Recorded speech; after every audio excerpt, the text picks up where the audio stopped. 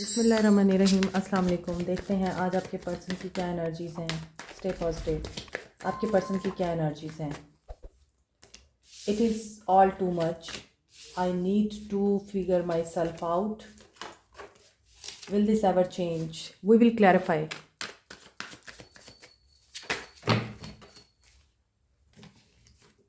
If I could go back in time, I would handle us differently. I don't understand. I wish I could be fully honest with you. आपके person का तो regret नज़र आ रहा है। Painful memories. I can't stop thinking about you. ये person आपके बारे में सोचते रहते हैं मुसलसल। ये उस सोच को अपने जहन से नहीं निकाल पाते, लेकिन ये पेन में भी हैं। इनको कुछ ऐसी बातें भी याद आ रही हैं जो पेनफुल हो सकती हैं। आप दोनों का ब्रेकअप हुआ हो, या जब आप दोनों ने एक दूसरे को खैर बात कहा हो, या फिर अल्लाह हाफिज़ कहा हो, उस वक्त का लम्हा इनको याद आ रहा है और वो इनके लिए काफ़ी पेनफुल दिखाई दे रहा है। ये उस लम्हे को भी भूल नहीं पा रहे हैं और इनको ये लग रहा है कि अगर पास्ट में जाने का इनको एक दफ़ा दोबारा मौका मिले तो ये आपके साथ फुल्ली ऑनेस्ट भी रहेंगे और ये चीज़ों को डिफरेंट तरीके से अब हैंडल करेंगे। लेकिन अब गया वक्त हाथ नहीं आता। It is all too much. It is all too much क्यों है यहाँ पर? It is all too much क्यों है? 7 ऑफ पेंटिकल्स। इनसे वेट नहीं हो रहा। ये अब सब्र नहीं कर पा रहे। इन्हें इंतज़ार करना पड़ रहा है। ये आपकी भी एनर्जी हो सकती है कि आपके लिए ये सब कुछ बहुत ज़्यादा हो रहा है। अब आपसे वेट नहीं हो रहा। So I need to figure myself out. इसीलिए इन्होंने आपसे ब्रेक लिया है। ये अभी भी रेस्ट एंड रिजुवनेट की एनर्जी में है, रिलैक्सेशन की एनर्जी में है। अभी भी ये आइसोलेशन में है और ये फिगर आउट कर रहे हैं अपनी लाइफ के बारे में, अपने बारे में। Will this ever change? देखें, अभी भी इंतज़ार की ही एनर्जी आ रही है। 3 of wands is also a card of patience and waiting. Waiting for your ship, waiting for your time to come. और हाँ, ये ज़रूर है कि इस इंसान को आई थिंक कि ये सिरा मिल चुका है कि इन्होंने कैसे अब आगे बढ़ना है। हो सकता है कि इन्होंने काफ़ी सारी चीज़ें फिगर आउट कर ली हुई हैं, इसीलिए अब ये कॉन्फिडेंट दिखते हैं, डिसीजन ये ले चुके हैं। आपके पर्सन की प्रेजेंट एनर्जीज, ये ऑब्सेसिवली पास्ट को सोच रहे हैं। इनको बार बार पास्ट याद आ रहा है, अपनी एडिक्शन याद आ रही है, टेम्पटेशंस याद आ रही हैं। इन्होंने आपको प्रायोरिटाइज नहीं किया, दूसरी चीज़ों को प्रायोरिटाइज किया, या फिर इन्होंने दूसरे लोगों को अहमियत दी, आपको अहमियत नहीं दी। वो सब कुछ इन्हें याद आ रहा है। I don't understand. और ये इसी वजह से मायूसी में हैं, डिसअपॉइंट हैं, और इनको अपनी नेगेटिविटी, अपनी मायूसी और अपने अंदर की उदासी समझ में नहीं आ रही है।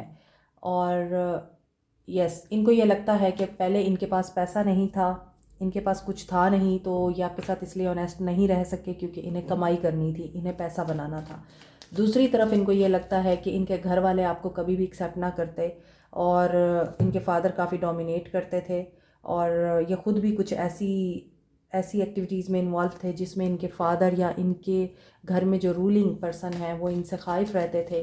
दैट्स वाई इनको ये लगा कि अगर इनके घर वालों को आपके बारे में पता चलेगा तो फिर वो और भी ज़्यादा इनसे नाराज़ होंगे और कभी भी आपके लिए मानेंगे नहीं।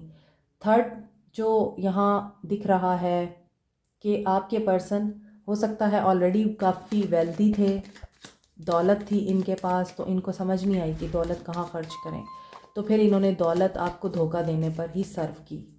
सो इन्हें यही गलतियाँ अब रियलाइज़ हो रही हैं। कैप्रिकॉन, टॉरस, वर्गो हैं, कैंसर, पाइसिस, स्कॉर्पियो हैं, एंड कैप्रिकॉन की एनर्जी स्ट्रॉन्ग है, एक्वेरियस, लिब्रा, जेमिनी, एरीज, लियो, सैज, सारे ही साइंस हैं। आपके पर्सन की पेनफुल मेमोरीज क्या हैं? लड़ाई झगड़ा, जब आप लोगों का ब्रेकअप हुआ, आप लोगों के बीच में लोगों ने अगर कुछ ख़राब किया, वो लोग इनको याद आ रहे हैं। आप लोगों ने एक दूसरे को बुरा भला कहा, वो बातें इन्हें याद आ रही हैं। अगर अब्यूज़िव लैंग्वेज यूज़ की है तो वो याद आ रही है। पेनफुल मेमोरीज़, कोई फैमिली ड्रामा भी इनको याद आ रहा है इस वक्त, और ये उस फैमिली ड्रामे की वजह से भी बहुत पेन में हैं। इनके बारे में कुछ ऐसी बातें हो रही हैं, पास्ट इनका इनको याद दिलाया जा रहा है, या इनको इनके पास्ट के बारे में बुरा फील कराया जा रहा है। I can't stop thinking about you. और इस वजह से ये पर्सन दूसरों से लड़ झगड़ रहा है, और इसके अंदर एग्रेशन दिख रहा है। मगर अभी 2 ऑफ पेंटिकल्स की एनर्जी ये बता रही है कि अभी भी ये इंसान इस एनर्जी में नहीं है कि एक्शन ले, क्योंकि ये जगल कर रहा है। इसकी लाइफ में बहुत सारी चीज़ें बहुत ज़्यादा इम्पॉर्टेंट हैं जिनको ये छोड़ नहीं सकता, या जिनके बारे में ये इंसान कभी भी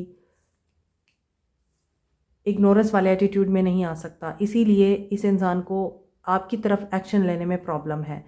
अगर देखा जाए तो आपके पर्सन क्यों इन एनर्जीज़ में है, तो वो चीज़ यहाँ पे ये जाहिर कर रही है कि आपके पर्सन मिसिंग एनर्जी में ज़रूर हैं और रिग्रेट भी कर रहे हैं कि इन्हें वैसा नहीं करना चाहिए था जैसे इन्होंने पहले किया आपके साथ, पास्ट में किया आपके साथ।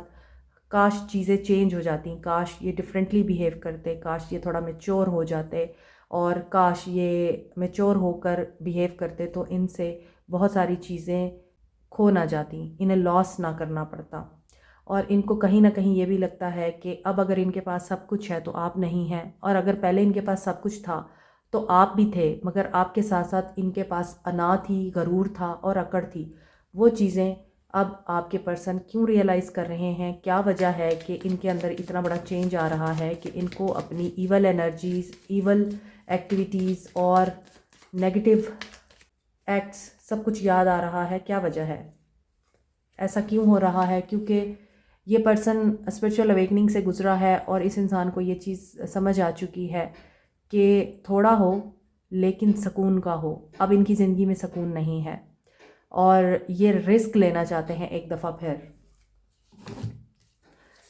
इस वजह से ये पर्सन आपके बारे में ये सब कुछ सोच रहे हैं और इनके इमोशंस भी हाई भी हो रहे हैं, लो भी हो रहे हैं, और इमोशनली ये इंसान बहुत ज़्यादा लो फील कर रहा है।